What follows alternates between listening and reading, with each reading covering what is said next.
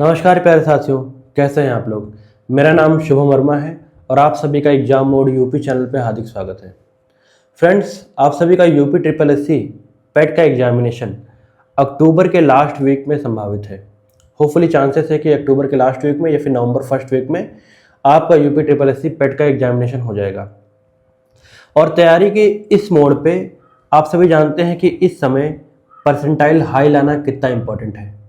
97 से लेके 99 परसेंटाइल तक का आपको टारगेट बिल्कुल रख के चलना है, क्योंकि जितनी भी वैकेंसी आ रही हैं, अगर आप पीछे की जितनी वैकेंसी देख लें, चाहे पर एक्साइज कांस्टेबल देख लें या फिर आप यूपी ट्रिपल एससी की फॉरेस्ट गार्ड देख लें जो अभी इसका कट ऑफ भी आने वाला है, या फिर इससे पहले लोअर पीसीएस देख लें, जो भी देख लें सब में परसेंटाइल आपकी हाई गई है। देखिए, बल्क में बहुत कम वैकेंसी यूपी ट्रिपल एससी में आती हैं, ठीक है। लेखपाल वेखपाल को छोड़ दें तो बाकी सब में कम ही वैकेंसी आती हैं, तो उसको टारगेट करते हुए आपको परसेंटाइल हाई लानी पड़ेंगी। तो इसके लिए दो अहम पहलू हैं आपके लिए। आपको क्या पता होना चाहिए, यूपी ट्रिपल एससी पेट की तैयारी जो पहली बार कर रहे हैं उनकी बात कर रहा हूँ। उनको सबसे मेन है कि उनको सिलेबस पता होना चाहिए, क्या सिलेबस है। और दूसरी चीज़ ये होती है कि पीवाईक्यू पे कमांड, जब प्रीवियस ईयर क्वेश्चन पेपर पे आप कमांड कर लेंगे तो आप सिलेबस के हिसाब से उन्हीं सब सेक्टर्स को फोकस करके तैयारी करेंगे जो ज़्यादा इंपॉर्टेंट है, जहाँ से एग्जामिनेशन में क्वेश्चन ज़्यादा आने के चांसेस होते हैं। इस बार आयोग ने आपकी एक एक्स्ट्रा चीज़ लिखी हुई है कि एनसीईआरटी बेस से वो क्वेश्चन आपके ज़्यादा पूछेंगे। तो ये एनसीईआरटी बेस से पूछेंगे, तो अब ये चीज़ें जितनी सारी चीज़ें दे रखी हैं आपकी, जो मैं क्वेश्चन आज आपको कराने वाला हूँ, ये सब एनसीईआरटी से ही उठाई गई हैं। तो सिर्फ ये स्पेसिफिकली लिख देना कि हाँ एनसीईआरटी से पूछना है, ये तय नहीं कर देता है आयोग को। ये एक तरीके से आप कह सकते हैं कि बाध्यकारी नहीं करता है। तो इसके लिए आपको पीवाईक्यू पे तगड़ी कमांड होनी चाहिए, तभी आप आगे अपनी तैयारी को कंटिन्यू कर सकते हैं। ठीक है जी। तो उसी के रिलेटेड अब हम लोग पीवाईक्यू की आपकी सीरीज स्टार्ट करने जा रहे हैं, जिसमें पहला मैंने आपका इकोनॉमिक्स उठाया है, अर्थव्यवस्था, जो बच्चों को सबसे टफ लगता है। देखिए, करने तो आपको हम मैक्सिमम क्वेश्चन है, ज़्यादा से ज़्यादा सही करेंगे तभी आप परसेंटाइल हाई लेके आ पाएंगे और तभी आप रेस में रहेंगे, अदरवाइज इसका कोई मतलब नहीं निकलेगा। तो ये सारे जो मैंने क्वेश्चन उठाए हैं, ये सारे के सारे क्वेश्चन आपके पीवाईक्यू बेस्ड हैं। इसमें मैंने अपने ढंग से कोई क्वेश्चन नहीं डाला है, जो पूछे गए हैं पेट में वही मैंने उठाए हैं। तो एक एक करके सॉल्व करते हैं और मैं आपको साथ साथ समझाते भी चलूँगा, होपफुली आपके डाउट भी क्लियर होते चलेंगे। ठीक है जी। तो स्टार्ट करते हैं। क्वेश्चन नंबर 1 कहता है, Which among the following act let down the conditions for nationalization of bank? निम्नलिखित में से किस अधिनियम ने बैंकों के राष्ट्रीयकरण के लिए शर्तें निर्धारित की थी। अब देखिए, ये क्वेश्चन आते ही आपको एग्जामिनेशन में पहले बात तो ये पता होना चाहिए कि आपके बैंक का राष्ट्रीयकरण कब हुआ था। ठीक, जब ये चीज़ें पता होंगी तभी आप आगे इसमें प्रोसीड कर सकते हैं। तो नेशनलाइजेशन ऑफ बैंक, ठीक है, नेशनलाइजेशन ऑफ बैंक आपका कब हुआ था, याद रखिएगा 1969 में। उस समय इंदिरा गांधी की गवर्नमेंट थी, तो उन्होंने क्या करा कि जितने आपके प्राइवेट बैंक थे उनका सबका राष्ट्रीयकरण कर दिया, मतलब कि नेशनलाइजेशन कर दिया। देखिए, राष्ट्रीयकृत बैंक आपके वो बैंक होते हैं जिसमें सरकार का स्टेक 51% या फिर उससे ज़्यादा होता है। ठीक, ये ऐसे समझने की बात है, मान के चलिए 100 रुपये हैं आपके पास, ठीक है, आपने किसी बिजनेस में लगाए हैं और उसमें से अगर आपने 51 रुपये लगा दिए हैं तो सबसे बड़ी भागीदारी उसमें आपकी हो गई है। इसका मतलब वो बैंक अब आपके नाम से ही जाना जा सकता है। उसी तरीके से कह सकते हैं, एक आम भाषा में बता रहा हूँ, कि 51% सरकार की हिस्सेदारी है। इसका मतलब है कि नेशनलाइज्ड बैंक वो हो गए हैं, वो राष्ट्रीयकृत बैंक आपके हैं। ठीक, होपफुली आपको नेशनलाइजेशन ऑफ बैंक का मतलब समझ आ गया होगा। अब आपके बैंक कितने तरीके के होते हैं, पहली बात तो आपको ये पता होना चाहिए।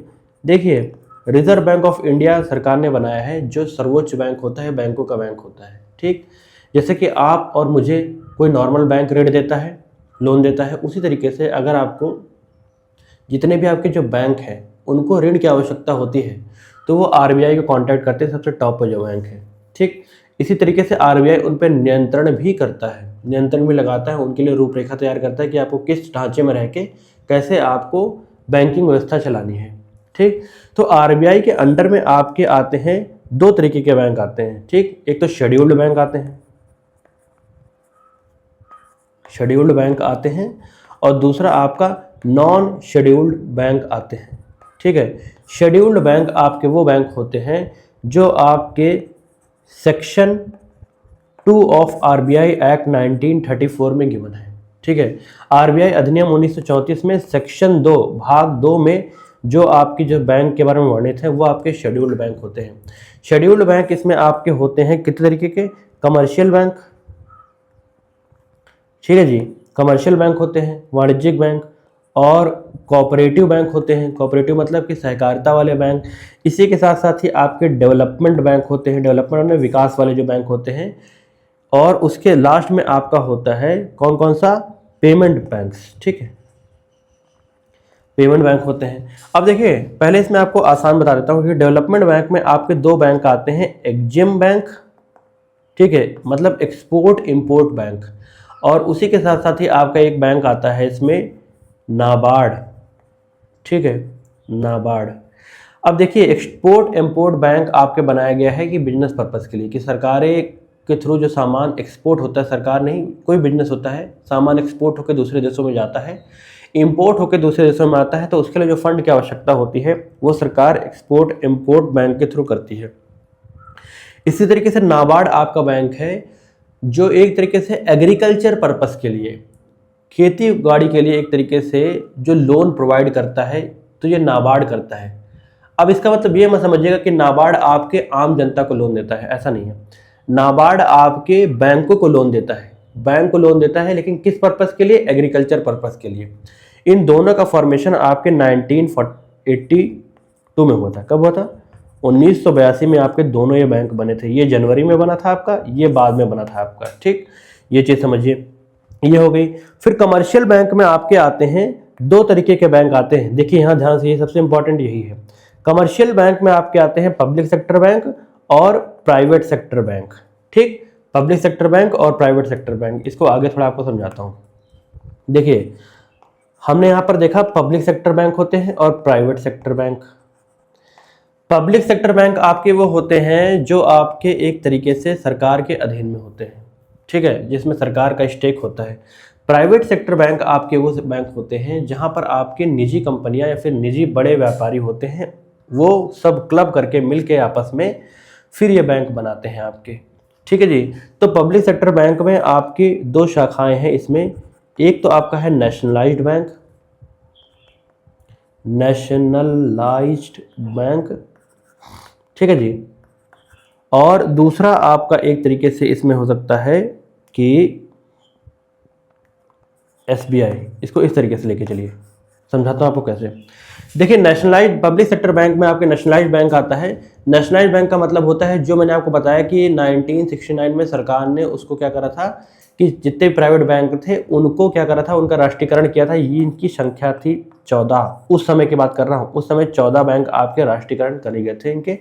और एसबीआई जैसे बैंक आपके, ये क्या हुआ, ये सरकार ने आपके बाद में एक्ट लेके आई, आपके बाद में कानून लेके आई, और कानून लेके आके बाद में जिन बैंकों का आपका निर्माण हुआ ये आपके इस कैटेगरी में आते हैं। तो ये आपके पब्लिक सेक्टर बैंक होते हैं। यहाँ याद रखिएगा कि इसमें सरकार की स्टेक आपके 51% या फिर उससे ज़्यादा होता है, तभी आपके पब्लिक सेक्टर बैंक कहलाते हैं। और प्राइवेट में आपके एचडीएफसी, ठीक है जी, आईसीआईसीआई, ये सारे के सारे आपके प्राइवेट सेक्टर बैंक के एग्जाम्पल हैं, जहाँ पर आपके एक तरीके से कह सकते हैं कि सारे के सारे निजी संस्थान आके मिलके फिर ये बनाते हैं बैंक।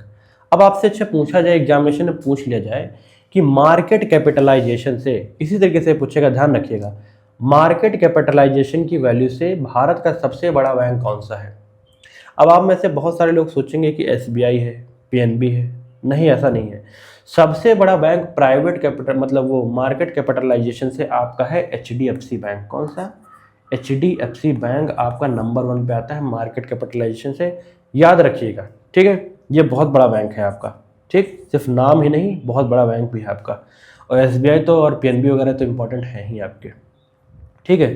तो अब क्वेश्चन पे वापस आते हैं। अब बहुत आसान हो गया है क्वेश्चन, ठीक है, अब जैसा भी आएगा, कुछ भी नहीं बचा इसमें। इसमें पूछा गया है निम्नलिखित में से किस अधिनियम ने बैंकों के राष्ट्रीयकरण के लिए शर्तें निर्धारित की थी। तो मैंने आपको बताया था, देखिए एग्जामिनेशन में याद रखिएगा, 1969 में आपके बैंक का राष्ट्रीयकरण हुआ, 14 बैंक आपके राष्ट्रीयकरण करे गए।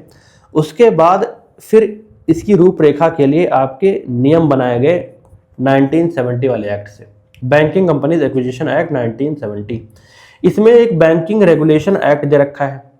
बैंकिंग रेगुलेशन एक्ट जो आपका है ये पारित हुआ था आपके बैंक पर एक तरीके से रेगुलेशन करने के लिए। देखिए इसमें नाम ही लिखा हुआ है कि बैंक का नियंत्रण किस प्रकार से होगा, ये आपके बैंकिंग रेगुलेशन एक्ट से लागू होगा।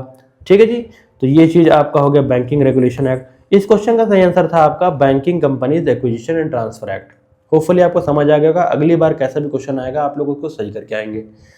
अब आगे चलते हैं। आगे पूछा गया है बैंक रेट मीन्स। ठीक है जी, बैंक की दर की बात करी गई है। ठीक, अब यहाँ पर आपको दो तीन चीज़ें समझने वाली। पहले तो ये क्वेश्चन देख लेते हैं, उसके बाद आपको डिटेल से समझाता हूँ। बैंक की दर आपकी क्या होती है? देखिए बैंक की दर आपकी वो दर होती है, ऑप्शन पढ़िए, interest charge by money lender, interest rate charge by scheduled bank, rate of profit of banking institution, official rate of interest charge by the central bank. ठीक, इसमें क्या होता है कि सेंट्रल बैंक आपका मतलब केंद्रीय बैंक कौन सा है? आपका आरबीआई। आरबीआई आपका जिस दर पे एक तरीके से क्या करता है, रेट ऑफ इंटरेस्ट चार्ज करता है, ये आपका बैंक रेट कहलाता है। ठीक, अब ये तो हो गई पुरानी डेफिनेशन। ठीक, अब सरकार ने इसमें चेंजमेंट कर दिया है। सरकार ने क्या कहा है कि बैंक रेट अब वो दर नहीं रहा जिसमें मतलब एक तरीके से केंद्रीय बैंक आपके बाकी बैंकों को क्या देगा, रेट देगा, उसके पे जो रेट लगाएगा। अब बैंक रेट एक तरीके से होता है, मैं आपको बताता हूं। बैंक रेट इस समय, इससे पहले जस्ट जो चेंजमेंट हुआ था उससे पहले क्या था, बैंक रेट आपका था कि आपके जितने भी बैंक के कर्मचारी हैं, ठीक, बैंक के जितने भी कर्मचारी हैं, आप और मैं बैंक के कर्मचारी नहीं हैं, तो हम अगर सरकार से ब्याज लेने जाएंगे तो मान के चलिए, मैं मान लेता हूं कि सरकार हमको 10% के ब्याज दर पे हमको लोन दे रही है। ये है नॉर्मल कस्टमर की बात है। ठीक, और उनके जो कर्मचारी हैं, जो बैंकों के कर्मचारी हैं, अगर वो लोन लेना चाहें तो उनको सरकार क्या करती है, बैंक रेट पे उनको लोन देती है। कौन से रेट पे लोन देती है? बैंक रेट पे लोन देती है। वो मान के चलिए हो सकता है आपका 5.5%। करंट रेट आपका है 5.5%। आज की डेट में अगर आप सर्च करेंगे गूगल पे तो बैंक रेट 5.5% ही है। ठीक है जी, तो ये बैंक रेट उस समय कहलाता था कि उसके जो आपके बैंक के जो कर्मचारी हैं उनको जिस दर पे आपके लोन मिलता था वो बैंक रेट कहलाता था। फिर उसके बाद थोड़ा बहुत चेंजमेंट सरकार और लेके आई, पहले भी करती थी लेकिन ये अब पूरे तरीके से ये इसी पे निर्भर हो गया। बैंक रेट गवर्नमेंट ने बोल दिया है कि अगर आप किसी बैंक पे फाइन लगाना है, आरबीआई को किसी बैंक पे आपके अनियमितता के लिए फाइन लगाना है, तो वो कौन सी दर पे फाइन लगाएगी? तो वो आपके बैंक रेट पे लगाएगी। किस पे लगाएगी? आपके बैंक रेट पे लगाएगी। किस पे? फाइन लगाएगी। फाइन किस पे लगाएगी? बैंकों पे अगर फाइन लगाना है आपको, किसको लगाना है? आरबीआई को लगाना है। ठीक है, तो आरबीआई बैंकों पे अगर फाइन लगा सकती है तो वो बैंक रेट पे लगाएगी। तो होपफुली आपको बैंक रेट का कॉन्सेप्ट समझ आ गया होगा। और इस क्वेश्चन में जो पूछा था बहुत आसान सी बात है, अगर लॉजिक लगाते तो ये official rate of interest charge by the central bank था। अब यहाँ पर मैं आपको बैंक रेट जब आ ही गया है तो दो चीज़ें और समझा देता हूँ जिसमें बच्चों को बहुत स्ट्रगल होता है। ये चीज़ आपके लिए भी समझनी जरूरी है। एक सेकेंड, पीडीएफ क्लोज हो गई है। ठीक, बैंक रेट हो गया, एक आपका हो गया सीआरआर और एक आपका होता है एसएलआर, कैश रिजर्व रेशियो और स्टैट्यूटरी लिक्विडिटी रेशियो। ठीक है, नगद आरक्षित अनुपात कहते हैं इसको, और स्टैट्यूटरी लिक्विडिटी रेशियो को मेरे को थोड़ा याद नहीं आ रहा है, आप लोग देख लीजिएगा। तो सीआरआर मेन है, इसका मतलब समझना। आपके एग्जामिनेशन में यही लिखा होगा सीआरआर और एसएलआर। ठीक है, उसमें कुछ अनोखी बात लिख के नहीं आएगी, तो इंग्लिश के वर्ड भी आप समझने की कोशिश कीजिएगा। देखिए सीआरआर आपका वो होता है, वो रेट होता है, ठीक, जिस सरकार ने क्या, आरबीआई ने नियम बना रखा है, cash reserve ratio is a ratio which a bank has to maintain on its own. ठीक है, मतलब कि एक पर्टिकुलर, जैसे कि मान के चलिए 100 रुपये डिपॉजिट हुए। ठीक, एग्जाम्पल समझाता हूँ, कभी नहीं भूलोगे। 100 रुपये अगर बैंकों के पास डिपॉजिट हुए तो मान के चलिए कोई ऐसी सिचुएशन आ जाए कि बैंकों को अचानक से बहुत लोग पैसा मांगने लग जाए बैंकों से। ठीक, कोई सिचुएशन ऐसी आ जाए कि बैंकों से बहुत लोग रुपया मांगने लग जाएं, तो बैंक का बिजनेस कैसे चलता है? बैंक का बिजनेस ऐसे चलता है कि उसने आपसे पैसे लिए, मान के चलिए, और उसने किसी और को पैसा दिया लोन के तौर पे, तो उससे जो ब्याज दर उसको मिलता है वही बैंक का फायदा होता है, उससे बैंक आपका चलता है। ठीक, तो 100 रुपये अगर आप बैंक में जमा करते हैं तो बैंक उसको अपने पास रखता नहीं है, वो किसी को लोन के तौर पे दे देता है। लेकिन आपके रिजर्व बैंक ऑफ इंडिया ने, ठीक है, नियम बनाया है कि बैंकों को कुछ परसेंट ऑफ जो रुपया आया है, 100 रुपया आया है, उसका कुछ परसेंट रुपया आपको क्या करना पड़ेगा, उसको साइड रखना पड़ेगा इमरजेंसी सिचुएशन के लिए। मान के चलिए अचानक से कस्टमर पहुंच जाए और उसको पैसा चाहिए हो, बहुत सारे पहुंच जाए, तो उस सिचुएशन के लिए पैसा कहाँ से आएगा, इससे आएगा।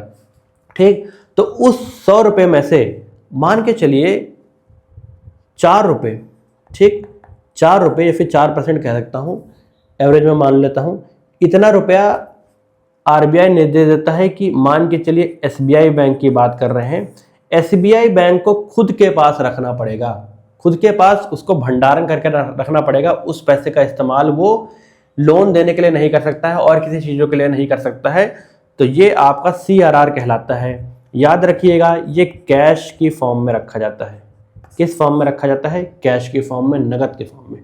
ठीक है, 100 रुपये में से 4 रुपये उसको रखने पड़ेंगे आकस्मिक सिचुएशन के लिए। ठीक है, उसके बाद SLR क्या होता है, SLR कहता है रिजर्व बैंक ऑफ इंडिया कि उस 100 रुपये में से, 100 रुपये में से बता रहा हूँ, उस 100 रुपये में से लगभग आपका, मैं कह सकता हूँ 18% या फिर उसके आसपास, ये फिक्स नहीं होता, ये आरबीआई के द्वारा डिसाइड करा जाता है।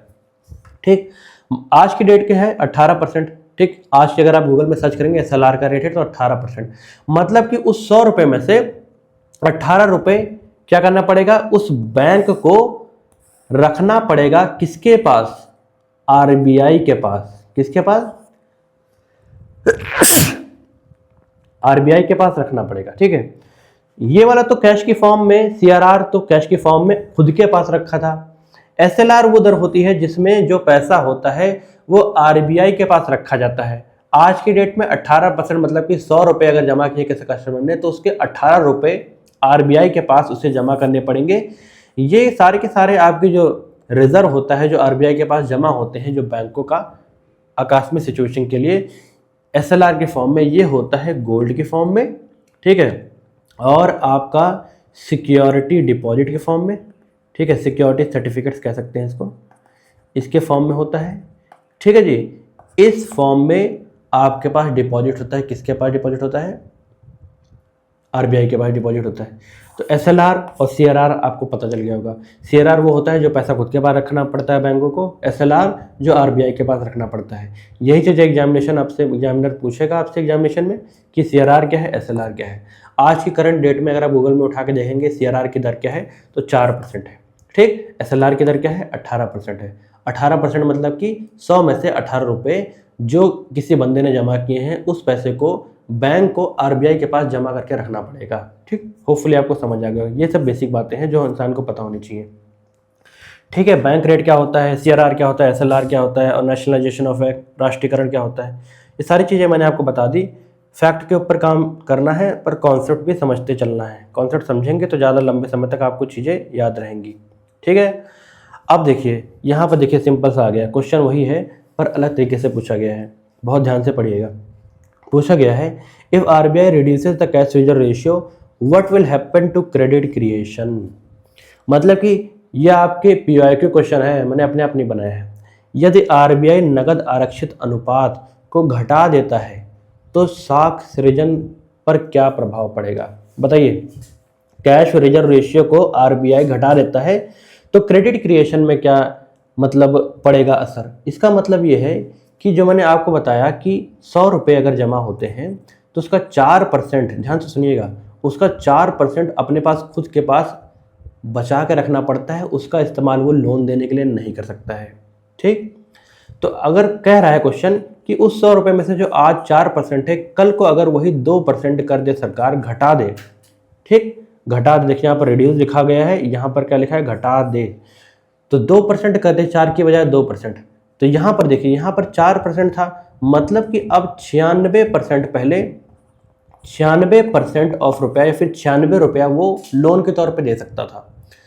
अब अगर सरकार ने 2% कर दिया है आरबीआई ने, तो इसका मतलब है अब 98% या फिर 98 रुपये में कह सकता हूँ लोन के तौर पे दे सकता है। कौन दे सकता है, बैंक। तो उसकी वजह से आपकी साख सृजन या फिर क्रेडिट क्रिएशन में क्या फर्क पड़ेगा? लोन ज़्यादा दे पाएगा कि कम दे पाएगा? लोन ज़्यादा दे पाएगा ना, सिंपल सी बात है। क्रेडिट क्रिएशन आपकी बढ़ेगी, साख सृजन आपका बढ़ेगा, ठीक, लोन वो ज़्यादा दे पाएगा। तो यहाँ पर देखिए क्रेडिट क्रिएशन में यहाँ पर थर्ड ऑप्शन पढ़िए, यहाँ पर लिखा गया है इट विल इंक्रीज या बढ़ जाएगा। बस सिंपल सी बात है, बढ़ जाएगा।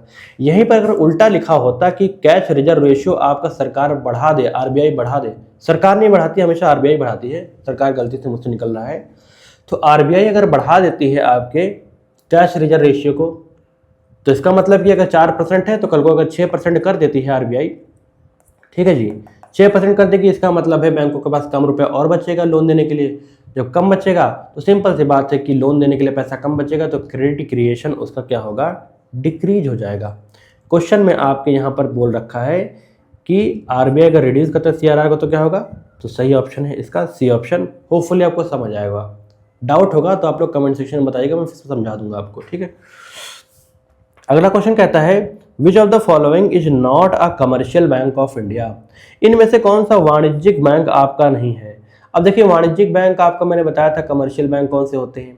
कमर्शियल बैंक मैंने आपको बताया था वो होते हैं जिसमें सरकार की हिस्सेदारी होती है और जो आम जनता को ऋण देने के लिए बनाए गए हैं, आम जनता को ऋण देने के लिए बनाए गए हैं, और एक तरीके से बैंकिंग इंक्लूजन, ताकि वो जो गरीब तबके के लोग हैं आपके, जो एक तरीके से बैंकों में पैसा नहीं जमा कर पाते हैं, ठीक, जमींदारी व्यवस्था थी तो जमींदारों के पास पैसा जमा करते थे, तो उनको मुख्य धारा में जोड़ने के लिए गवर्नमेंट आपकी ये सब चीज़ें लेके आई थी। तो आप देखे भी होंगे कि जीरो बैलेंस वाले जो अकाउंट खुले थे 2014 के आसपास, ठीक है, तो उसमें क्या हुआ, बहुत सारी महिलाओं के और बहुत सारे लोगों के आपके खाते खुले थे, जिसकी वजह से मुख्य धारा में उनको जोड़ा जा सका। और आज आप देखेंगे कि गली चौराहे हर जगह लोग यूपीआई का इस्तेमाल कर रहे हैं। तो ये किसकी वजह से हो पाया? ये सिर्फ इसी वजह से हो पाया क्योंकि सरकार ने एक पहल करी, ठीक है। तो पूछा गया है कि इनमें से कौन सा आपका कमर्शियल बैंक नहीं, वाणिज्यिक बैंक नहीं। वाणिज्यिक बैंक याद रखिएगा जो आम जनता को लोन देते हैं। तो स्टेट बैंक ऑफ इंडिया, हल्का सा दिमाग लगाइए, स्टेट बैंक ऑफ इंडिया अगर आप अपने आसपास भी सोचेंगे तो हाँ ये वाणिज्यिक बैंक है आपका, है ना।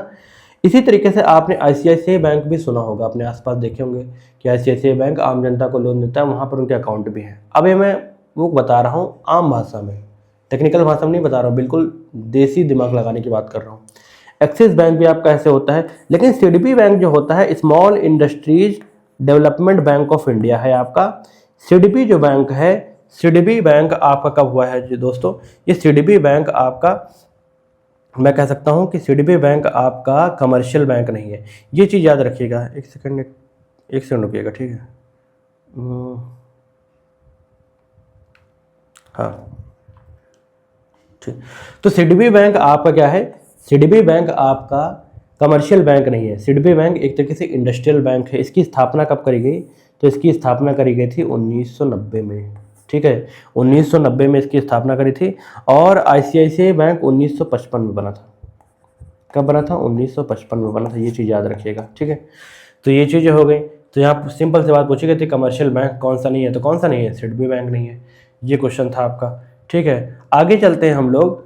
अब लिबरलाइजेशन एंड फॉरेन एक्सचेंज से लेकर जो आपका क्वेश्चन है वो समझिए, वो भी पीवाईक्यू में आया हुआ है। 1991 में आपका जो एनईपी है, न्यू इकोनॉमिक पॉलिसी है, ठीक, के तहत उदारीकरण और निजीकरण की पहलों का प्राथमिक परिणाम क्या था? Which among the following was the primary outcome of the liberalization and privatization under the NEP? आपको पता है कि पहले 1990 से पहले याद रखिएगा कि हमारे देश में क्या था। देखिए आज़ादी की तरफ चलते हैं। जब हमारा देश आज़ाद हुआ उससे पहले क्या था, अंग्रेज़ों के पास सारी व्यवस्था थी। तो अंग्रेज लोगों के अगर आप देखेंगे कि जब अंग्रेज हमारे देश में आए तो वो सिर्फ इस मकसद से आए थे कि हमको भारत में व्यापार करना है, ठीक, एक कंपनी लेके आए थे। लेकिन धीरे धीरे वही व्यापार आपकी सत्ता में परिवर्तित हो गया। धीरे धीरे वो कैसा कालक्रम रहा आपको पता ही है कि वो हम पे राज करने लग गए। एक कंपनी आई, उसके बाद वो देशी पे राज करने लगे और देश के लोग उसके गुलाम हो गए। सरकार जब देश आज़ाद हुई तो उस समय की जो गवर्नमेंट थी उन्होंने सोचा कि हमको क्या करना है, हमको प्राइवेट सेक्टर पे ज़्यादा जोर नहीं देना है। कहीं हमारे देश में वैसी सिचुएशन फिर से ना आ जाए कि क्या हो कि फिर से हम लोग गुलाम हो जाए। तो पब्लिक सेक्टर पे सरकार ने पूरा फोकस दिया कि सरकारी कंपनियां आपकी होंगी, सरकार ही आपके एक तरीके से बिजनेस चलाएगा और सरकार ही आपकी सरकार चलाएगी, जो कि एक तरीके से कह सकते हैं कि मॉडल इतना सक्सेसफुल नहीं होता है।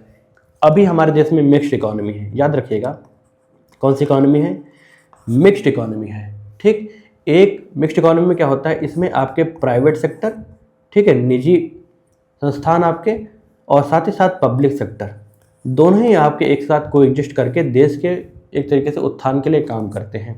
प्राइवेट सेक्टर जैसे कि रिलायंस की कंपनी हो गई, और पब्लिक सेक्टर कंपनी जैसे कि आपकी LIC वगैरह हो गई, ठीक है, ये सारी चीज़ें हो गई।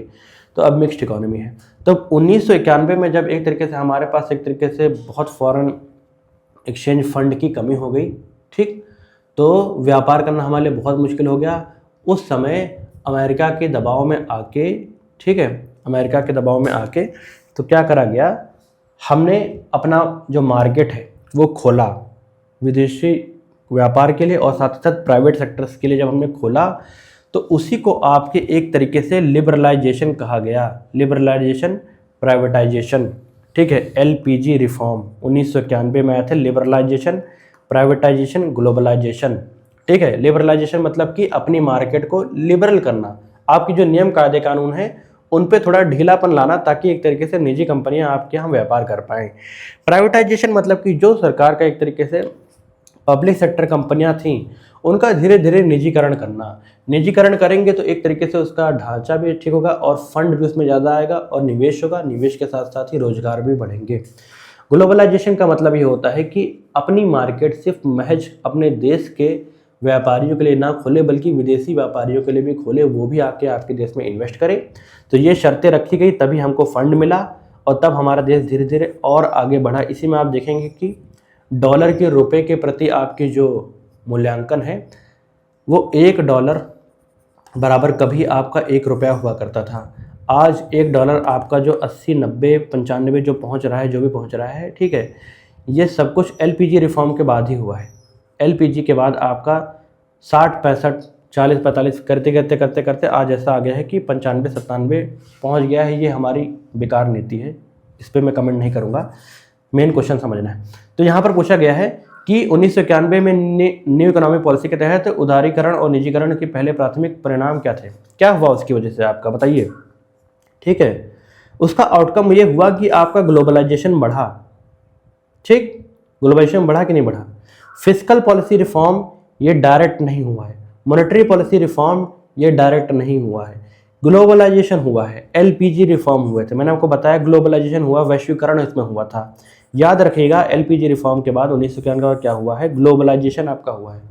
फिस्कल पॉलिसी और मॉनेटरी पॉलिसी ये RBI का काम होता है, रिजर्व बैंक ऑफ इंडिया काम होता है, ताकि एक देश की मौद्रिक नीति आपके सामान्य बनी रहे, ठीक, वो इससे कुछ लेना है नहीं। अगले क्वेश्चन में बोला गया है what is a full form of FEMA in the context of the economy. देखिए, FEMA foreign exchange management act आपका होता है, ठीक है, ये 2004 में अधिनियम आपके आया है, याद रखिएगा, ठीक, 2004 में आपके अधिनियम आया है, तो उसका फुल फॉर्म है फेमा।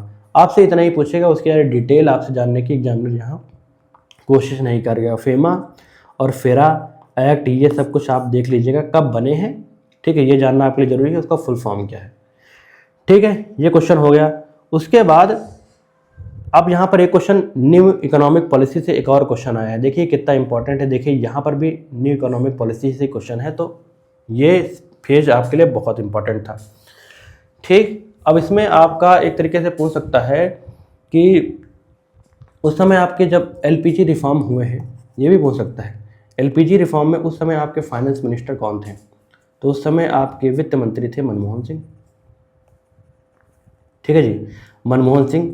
और आपके प्राइम मिनिस्टर कौन थे, PM कौन थे, ये कमेंट सेक्शन में बताइए, बहुत इंपॉर्टेंट है, आपको पता होना चाहिए, बहुत आसान है, जिसको पता है वो कमेंट सेक्शन में बताएगा मेरे को, ठीक है। तो अब यहाँ क्वेश्चन पूछा गया है which economic model was adopted during the new economic policy. 1991 की नई आर्थिक नीति के दौरान कौन सा आर्थिक मॉडल अपनाया गया। LPG मॉडल अपनाया गया, Mahalanobis, Harold Domar, Gadgil formula plan. तो देखिए, आपका मैंने बताया पहले समझाया कि न्यू इकोनॉमिक पॉलिसी के बाद आपका LPG मॉडल अपनाया गया, मतलब कि ये लिबरलाइजेशन, प्राइवेटाइजेशन और ग्लोबलाइजेशन आपका अपनाया गया।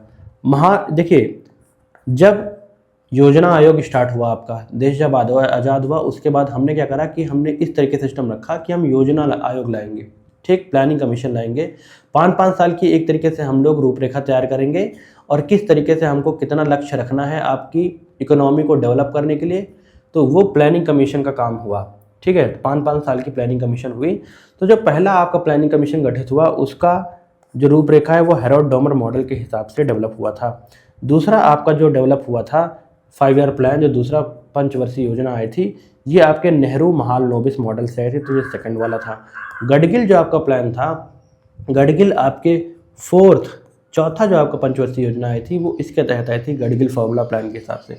इस क्वेश्चन का सही आंसर है आपका एलपीजी, मैंने आपको पहले भी समझाया है। अब आगे चलते हैं, which sector remained reserve exclusive for the public sector post 1991 reform.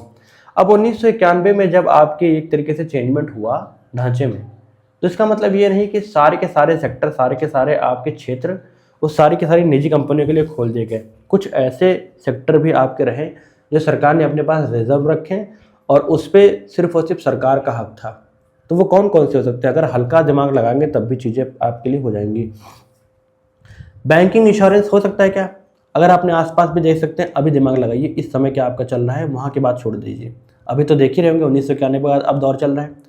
Bank क्या आपके पास सिर्फ सरकार के भी हैं, प्राइवेट के नहीं है ना? प्राइवेट के, तो मतलब ये ऑप्शन आपका नहीं हो सकता है। अब सिविल एविएशन पे आ जाते हैं हम लोग, नागरिक उड्डयन पे आ जाते हैं, मतलब कि जो जहाज वगैरह आपके उड़ते हैं, हवाई जहाज, उसकी बात करते हैं। कैसे आपको सरकारी वो कंपनियों के जहाज उड़ते नज़र आते हैं, फिर प्राइवेट के भी। ज़्यादा प्राइवेट का रोल है, आप देख ही रहे होंगे, ठीक। चाहे आप टाटा का देख लीजिए, एयर इंडिया जब हो गया है, या फिर आप देख लीजिए इंडिगो वगैरह, ठीक है। तो मतलब ये भी नहीं हो सकता है। टेलीकम्युनिकेशन के क्षेत्र में देख लीजिए, आपका सरकारी और निजी क्षेत्र दोनों है। जैसे बीएसएनएल आपकी सरकारी है, जियो, एयरटेल, ठीक है, ये सारी की सारी आपके क्या है, प्राइवेट है ना। लेकिन आप एटॉमिक एनर्जी के क्षेत्र में आएंगे, एटॉमिक एनर्जी जनरेशन के क्षेत्र में आएंगे, ठीक, तो सरकार ने इसको अभी भी सरकारी क्षेत्र में रख रखा है, ठीक। एटॉमिक एनर्जी मतलब कि नाभिकीय ऊर्जा उत्पन्न करने की जो सेक्टर की जिम्मेदारी है वो अभी भी सरकार के पास है, ये चीज़ याद रखिएगा, ठीक है। तो इस क्वेश्चन का सही आंसर है आपका कौन सा है, कौन सा सेक्टर नहीं ओपन किया गया था, वो है एटॉमिक एनर्जी सेक्टर, याद रखिएगा, बहुत इंपॉर्टेंट है। इसी के साथ साथ ही कुछ चीज़ें और हैं, लेकिन अब गवर्नमेंट चेंजमेंट कर रही है तो वो यहाँ अभी डिस्कस करना ठीक नहीं रहेगा, वरना आप लोग कन्फ्यूज हो जाएंगे। अगला क्वेश्चन है, अब देखिए यहाँ पे दोनों हो गए ना, सिंपल सी बात हो गई, काम खत्म। न्यू इकोनॉमिक पॉलिसी, इससे ज़्यादा आपको कुछ पूछेगा नहीं, यही आप रिवाइज करके चले जाइएगा, ठीक है। अब एग्रीकल्चर सेक्टर की बात करते हैं। Who among the following is known as a father of green revolution, ठीक, बताइए। ये तो बहुत आसान है कि आपका हरित क्रांति से के जनक आपके कौन कहे जाते हैं? एम.एस. स्वामीनाथन, अरुण कृष्णन, सैम पित्रोदा या फिर वर्गीस कुरियन, ठीक है।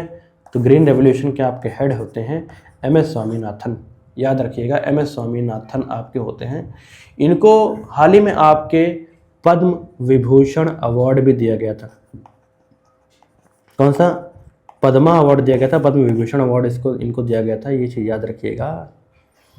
एक सेकंड में कंफ्यूज हो रहा हूँ, पद्मा विभूषण दिया था और फिर भारत रत्न, हाँ, इनको भारत रत्न भी आपके दिया गया है, ठीक, याद रखिएगा, भारत रत्न अवार्ड भी इनको दिया गया है, ठीक है। तो एम.एस. स्वामीनाथन आपके कौन थे? एम.एस. स्वामीनाथन आपके फादर ऑफ ग्रीन रेवोल्यूशन थे। 1960 से 70 के जो आपका दौर था, ये ग्रीन रेवोल्यूशन कहा जाता है, हरित क्रांति, जब हमने HYV सीड मतलब कि हाइब्रिड एक तरीके से बीज इंट्रोड्यूस किए, जिसकी वजह से हमारी उत्पादक क्षमता डबल हो गई, ट्रिपल हो गई। आज देख सकते हैं कि पहले कभी हमको क्या कर सकता था, पहले हमको अमेरिका से अनाज मंगाना पड़ता था। देखिए वो सिचुएशन थी, कितनी भयावह आप कह सकते हैं उसको। अमेरिका से हमको अनाज मंगाना पड़ता था और अमेरिका हमको एक तरीके से वो गेहूं हमको सप्लाई करता था जो वहाँ पर वो जानवरों को खिलाए जाते हैं, ठीक है, जो वहाँ पर जानवरों को खिलाए जाते हैं उस क्वालिटी का गेहूं हमको सप्लाई करता था। और आज ऐसी सिचुएशन आ गई है, ठीक है, कि हम लोग खुद का तो हम लोग खा ही लेते हैं और साथ ही साथ हम लोग एक्सपोर्ट भी कर देते हैं। तो ये सारी की सारी आपकी जो चेंजमेंट हुई है, ये ग्रीन रेवोल्यूशन के बाद ही हो पाई है। तो इनके जनक थे आपके MS स्वामीनाथन, याद रखिएगा। वर्गीस कुरियन आपके किसके थे, ये कमेंट सेक्शन में बताइए। सिंपल सी बात है, इसमें कुछ ज़्यादा कुछ खास है नहीं। भारत में हरित क्रांति की शुरुआत के लिए सबसे पहले किस राज्य को चुना गया? उत्तर प्रदेश, पंजाब, बिहार, तमिलनाडु। किसको चुना गया? पंजाब को चुना गया।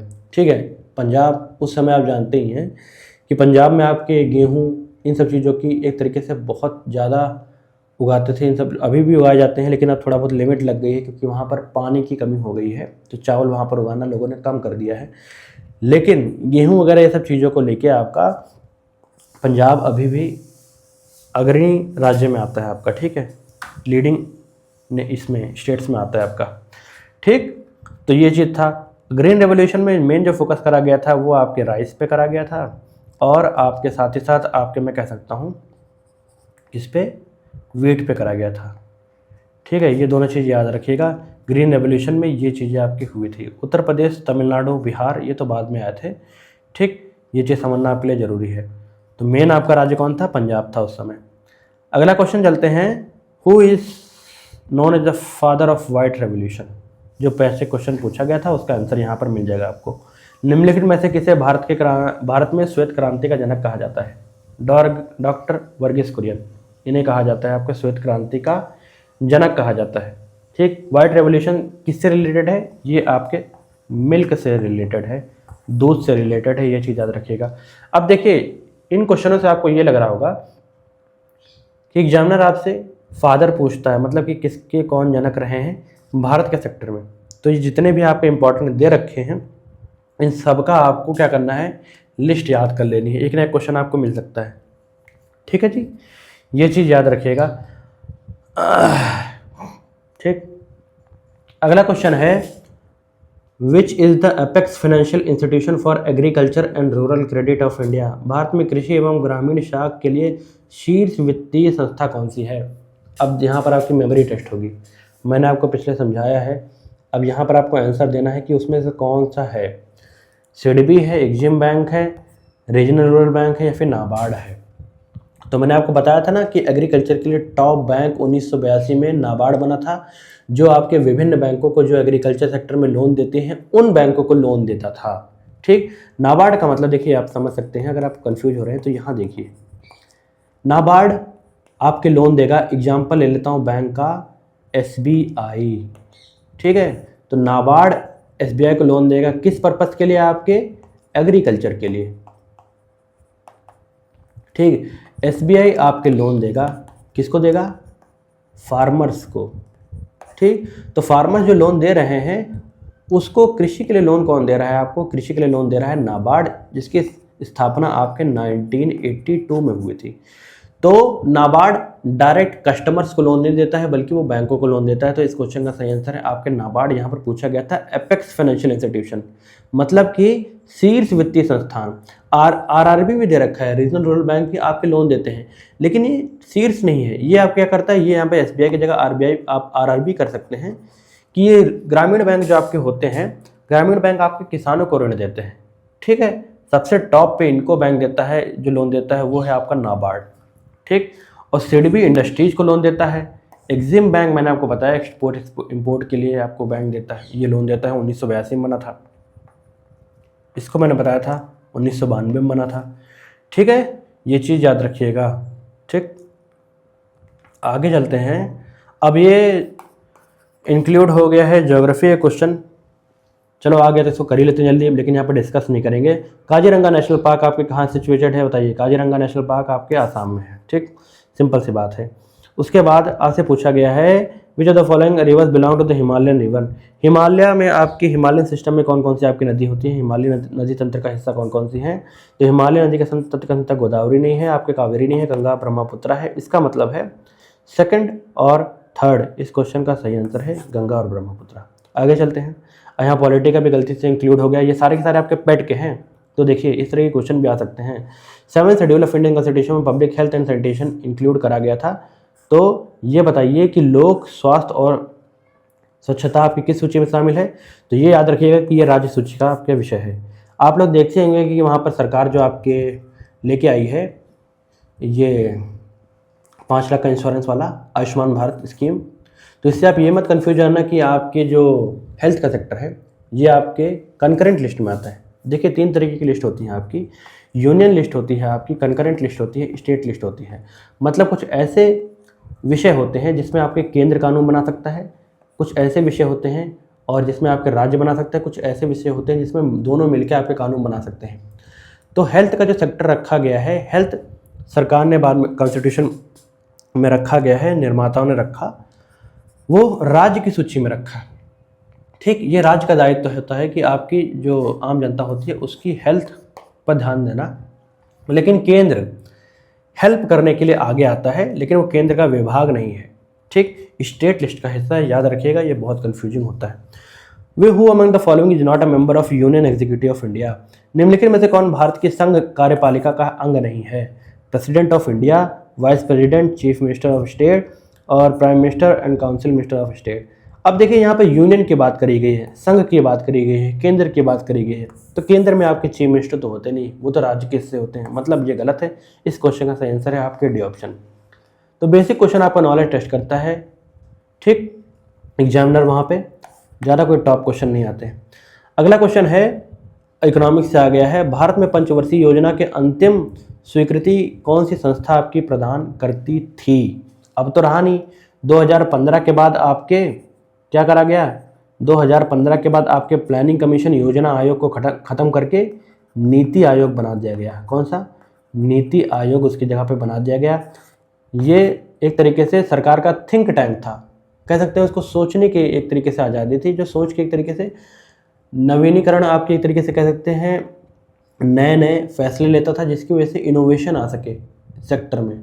ठीक, बाध्यकारी नीतियाँ ये तय नहीं करता था, ये चीज़ याद रखिए, नीति आयोग। लेकिन जो प्लानिंग कमीशन आता था एक तरीके से रूपरेखा तैयार करता था, हमारी कैसी चलेगी अर्थव्यवस्था धीरे धीरे आगे। ये प्लानिंग कमीशन काम था, जिसको हमने 2014 के बाद डिसकंटिन्यू कर दिया है। ठीक, तो भारत में पंचवर्षीय योजनाओं को अंतिम स्वीकृति कौन प्रदान करता था? Planning commission, finance commission, finance, ये मिनिस्ट्री ऑफ फाइनेंस, या फिर नेशनल डेवलपमेंट काउंसिल। तो याद रखिएगा कि जो नेशनल डेवलपमेंट काउंसिल है एनडीसी, ये आपके प्लानिंग कमीशन को फाइनल स्वीकृति देती थी। ठीक है, प्लानिंग कमीशन तो बनाता था, लेकिन नेशनल डेवलपमेंट काउंसिल आपकी होती है राष्ट्रीय एक तरीके से काउंसिल बनाई गई थी डेवलपमेंट के लिए, एनडीसी, यही आपकी स्वीकृति देती थी, पंचवर्षीय योजना को अंतिम स्वीकृति ये देती थी। ठीक है, अगला है भारत के योजना आयोग के अंतिम उपाध्यक्ष कौन थे? बताइए, अंतिम उपाध्यक्ष आपके कौन थे? अब ये क्वेश्चन आप लोग सर्च करके मुझे कमेंट सेक्शन में बताइए। ठीक, साथ ही साथ आपको कमेंट सेक्शन में भी बताना है कि योजना आयोग के आपके प्रथम अध्यक्ष कौन थे, उपाध्यक्ष कौन थे, और अंतिम आपके अध्यक्ष कौन थे, उपाध्यक्ष कौन थे। ठीक है, ये चीज़ आपको बताना है, अंतिम अध्यक्ष और उपाध्यक्ष कौन थे, प्रथम अध्यक्ष और उपाध्यक्ष आपके योजना आयोग के कौन थे, कमेंट सेक्शन में बताइएगा। ठीक है, देखिए अब तो नीति आयोग बन गया है। नीति आयोग के आपके चेयरमैन होते हैं, वाइस चेयरमैन होते हैं, सीईओ होते हैं। ठीक, 3 इसमें चीज़ें रखी गई हैं, जिसमें आपके चेयरमैन नीति आयोग के होते हैं, ये प्रधानमंत्री होते हैं, और ये जो बाकी वाइस चेयरमैन होते हैं और आपके सीईओ होते हैं, ये दोनों आपके आईएएस अधिकारी होते हैं। ठीक, जो रिटायर्ड होते हैं, एक तरीके से कैसे रिटायर्ड भी हो सकते हैं और नॉन रिटायर्ड भी हैं, तो आपके टॉप जो पद पे हैं उनको बनाया जाता है आपके। ठीक है जी, इनको बनाया जाता है। तो सीईओ नीति आयोग के और साथ ही साथ आपके वाइस चेयरमैन। ठीक, हाल ही में आपके नीति आयोग के जो सीईओ हैं उनका चेंजमेंट हुआ है, अब हो गए हैं अनुराग जैन। कौन हो गए हैं? अनुराग जैन आपके हो गए हैं। इससे पहले निधि छिब्बर थी, उनका कुछ महीनों का कार्यकाल रहा, लेकिन उनको हटा दिया गया, और अब आपके अनुराग जैन सीईओ हैं नीति आयोग के। ठीक है, और वाइस चेयरमैन कौन है आपके? ये वाइस चेयरमैन किसके? नीति आयोग के चेयरमैन वाइस चेयरमैन कौन है आपके, बताइए। ये चीज़ आपको कमेंट सेक्शन में बतानी है कि वाइस चेयरमैन आपकी नीति आयोग के कौन है। इन तीनों को याद रखिएगा, ये ऐसे पूछते हैं आपसे एग्जामिनर में। क्वेश्चन है आपका, किस अर्थव्यवस्था में संसाधनों पर निजी स्वामित्व होता है और मुख्य उद्देश्य लाभ कमाना होता है? 3 तरीके की आपकी अर्थव्यवस्था होती है, ये चीज़ याद रखिएगा। एक होती है आपकी पूंजीवादी अर्थव्यवस्था, कैपिटलिस्टिक, ठीक है, और दूसरी है आपकी समाजवादी, और थर्ड है आपकी मिक्स्ड इकोनॉमी, या फिर कह सकता हूँ मिश्रित इकोनॉमी। कैपिटलिस्टिक इकोनॉमी आपकी होती है, मेन इसका पर्पस होता है कि हमको लाभ कमाना है, लाभ कमाना है, ठीक है। निजी क्षेत्र होंगे इसमें सारे, ठीक है। लाभ कमाना इसकी मुख्य एक तरीके से उद्देश्य होता है आपका कैपिटलिस्टिक इकोनॉमी का। समाजवादी जो आपकी इकोनॉमी होती है, इसमें सारे के सारे संसाधन एक तरीके से ज़्यादातर सरकार के पास रहती है और सरकार कोशिश करती है कि इसका विभाजन इस तरीके से करे कि जनता में जितने भी आपके वर्ग हैं सब पर समान वितरण हो, समान वितरण हो। तो ये आपकी समाजवादी व्यवस्था कहलाती है। जैसे कि आप लोग कह सकते हैं एक तरीके से कि रशिया की इकोनॉमी है, ठीक है, रशिया की इकोनॉमी है, ये कैपिटलिस्टिक, ये समाजवादी या फिर सोशलिस्टिक इकोनॉमी है, ठीक। कैपिटलिस्टिक इकोनॉमी का एग्जांपल है आपका United states of America. America आपके ये पूंजीवादी व्यवस्था के जोड़ देता है और इसी के हिसाब से चलता है। मिश्रित इकोनॉमी, मिक्स्ड इकोनॉमी है हम यानी कि भारत, ठीक है। भारत ने दोनों व्यवस्थाओं को, कैपिटलिस्टिक को भी, पूंजीवादी को भी और साथ ही समाजवादी व्यवस्था, दोनों का मिश्रण करके एक अर्थव्यवस्था तैयार करी है। तो हमारे यहाँ मिश्रित अर्थव्यवस्था है। अब यहाँ पर पूछा गया है किस अर्थव्यवस्था में संसाधनों पर निजी स्वामित्व होता है, किस पे होता है? पूंजीवादी व्यवस्था में होता है। सिंपल सी बात है। अगर आपसे पूछा होता कि दोनों का किस में होता है तो मिश्रित में होता, और सिर्फ राज्य का कंट्रोल होता है तो वो आपकी कैपिटलिस्टिक इकोनॉमी होता है। ये सोशलिस्टिक के जो आपके जनक हैं ये कार्ल मार्क्स है। कौन है? Karl Marx. ये चीज़ याद रखिएगा, कार्ल मार्क्स ने आपके समाजवाद का, ये समाजवादी व्यवस्था की अवधारणा रखी थी आपकी, ठीक है। अब यहाँ पूछा गया है 100 rupee Indian currency note bears the signature of. 100 रुपये का भारतीय नोट पर किसके हस्ताक्षर होते हैं? ये भी चीज़ें पूछता है। तो 100 रुपये के नोट पर किसके हस्ताक्षर होते हैं बताइए जी। सिंपल सी बात है कि 100 रुपये के नोट में आपके governor reserve bank of India के हस्ताक्षर होते हैं। तो इसका मतलब ये नहीं कि सारी की सारी नोटें जो होती हैं उसमें सब में आरबीआई के आपके हस्ताक्षर होते हैं, ऐसा नहीं है। 1 रुपये की जो नोट होती है, 1 रुपये का जो नोट होता है, इसमें आपके फाइनेंस सेक्रेटरी, किसके? आपके फाइनेंस सेक्रेटरी, जो आपके वित्त सचिव होते हैं आपके भारत सरकार के, ठीक, भारत सरकार के वित्त सचिव होते हैं, इसके सिग्नेचर आपके 1 रुपये के नोट पे होते हैं। ये चीज़ याद रखिएगा, बहुत इंपॉर्टेंट है। बाकी उससे बड़ी जितनी भी नोटें आती हैं उस पर आपके रिजर्व बैंक ऑफ इंडिया की आपके क्या होते हैं? हस्ताक्षर होते हैं। इस समय भारत में सबसे बड़ा आपका रनिंग नोट कौन सा है? कौन सा है जी बताइए? 500 का है कि 1000 का है? 500 का है, ठीक। 2000 का था, उसको मैं डिसकंटिन्यू कर दिया है। अब 500 की जो आपकी नोट है वो सबसे बड़ी है, ठीक है जी। तो ये आपका था। प्रेसिडेंट, प्राइम मिनिस्टर से कुछ लेना देना नहीं है, ठीक है जी। तो ये थे आपके क्वेश्चन जो आपके एक तरीके से मैं कह सकता हूँ 2021 के और 2022 के कुछ क्वेश्चन थे। अब जो अगली वीडियो आपकी आएगी जिसमें आपके 2022 के बचे हुए और साथ ही 23 और 25 के सबके अर्थव्यवस्था के क्वेश्चन एक ही वीडियो में कंबाइन करके आपको समझा दूंगा, जिसकी वजह से पूरा का पूरा आपका इकोनॉमिक्स का पीवाईक्यू आपका कंप्लीट हो जाएगा। इसी तरीके से हम लोग क्या करेंगे, आपके हिस्ट्री के पीवाईक्यू, पॉलिटी के पीवाईक्यू, हर सब्जेक्ट का पीवाईक्यू करा दूंगा और उसके साथ ही साथ आपके प्रैक्टिस सीरीज भी लाऊंगा और कॉन्सेप्ट सीरीज भी लाऊंगा। प्रैक्टिस क्वेश्चन करेंगे, उसके पीछे कॉन्सेप्ट भी आपका समझेंगे ताकि आपका पूरी तरीके से तैयारी हो जाए और आपको कहीं भी भटकना ना पड़े। अब देखिए, मेरा खुद का तो अनुभव ये रहा है, ठीक। मैं आपको बता दूं, मैं हवा में बातें नहीं कर रहा हूँ, ठीक है। पिछले जितने भी 3 पेट हुए हैं, ठीक, तीनों पेट में मेरे 98.5 परसेंटाइल से ऊपर आए हैं, ठीक है। तीनों के तीनों पेट में आपके परसेंटाइल ऊपर आए हैं। 2 बार मैंने आपका CDS का रिटर्न क्वालिफाई किया है, ठीक है। इंटरव्यू तक गया हूँ लास्ट में मैं, और 1 बार मैंने CAPF असिस्टेंट कमांडेंट का एग्जामिनेशन मैंने निकाला है, यहाँ पर भी मैं गया हूँ आगे तक। उसके बाद मैंने दिल्ली पुलिस SI का मैंने 2 बार पेपर निकाला है, फिजिकल आउट हुए हैं, ठीक है। बाकी मैंने एग्जामिनेशन निकाला है। 1 बार मैंने SSC CGL भी निकाला है, ठीक है जी, लास्ट मेरिट आउट हूँ। तो ये सिर्फ दुर्भाग्य है कि सिलेक्शन नहीं हो पाया है, लेकिन ये मैं अपने अनुभव के साथ बना रहा हूँ, ठीक है। आपको कोई हवा में बातें नहीं बताऊँगा, बस आपको भरोसा रखना है और सीरीज को कंटिन्यू फॉलो करते रहना है, ठीक है। आपको काफ़ी लाभ होने वाला है। बस मैं ये कहूँगा कि NCERT के जो आपकी क्विज होती है, टेलीग्राम ग्रुप में बहुत सारे चैनल आपके बने हुए हैं, उसको ज्वाइन कर लीजिए और वो क्वेश्चन आप लोग फॉलो करते रहिए। जो क्वेश्चन आपके गलत हो उसके नोट्स बनाने की हैबिट डालिए, लिखने की हैबिट डालिए। जब तक लिखेंगे नहीं तब तक आपका सिलेक्शन बहुत मुश्किल है कि हो जाए। 2 महीने में आपको बहुत कुछ करना है, सबके 5-5 क्वेश्चन डिवाइडेड है, किसी को आप इग्नोर करके नहीं जा सकते हैं, ठीक है जी।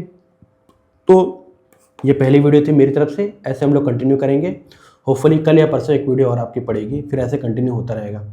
Thanks for watching. अपने दोस्तों के ये वीडियो जरूर शेयर कीजिएगा, और अगर आपको वीडियो अच्छी लगी हो तो प्लीज़ चैनल पर अगर आप नए हैं तो इसे सब्सक्राइब कीजिएगा और वीडियो को ज़रूर लाइक कीजिएगा।